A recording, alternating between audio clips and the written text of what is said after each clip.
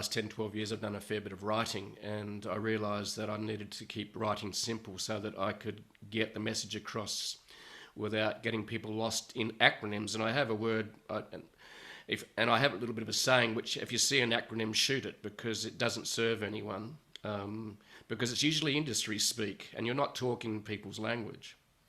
It's exclusionary in a It, lot of ways, right? it So is. you feel good if you're a member of the in group that understands what that acronym is. Yeah, It gives you a feeling of security and safety and comfort. But at the same time, it's pushing people away who yeah. don't understand what you're saying. Yeah, and the other skill I certainly have learned as well, both in reading, books by a book by Stephen King, who wrote his not one of his only non-fiction books on writing is the actual title. If anyone has any interest in some of the basic toolkit you need to be a good writer, Stephen King wrote this amazing book on writing, um, and it's really really cool. But one of the things I have learned over the years is to write for a grade 5 student. That's if you can write for a grade 5 student, you're actually then going to be able to communicate, because almost everyone will be able to understand that.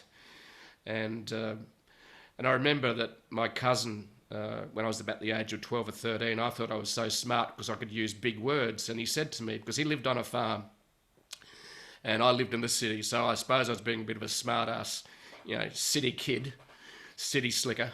And I was using big words. He said, "Jeff, you use too big of words. I don't understand them." I went, "Oh yeah, but that's so clever." And I went, "But it only took me another."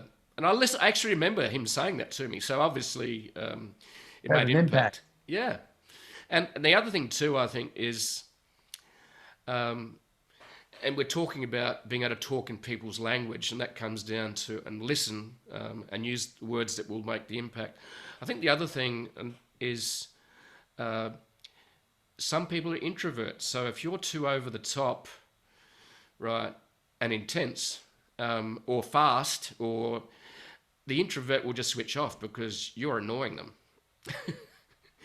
Right. And, Right. It's and an overload.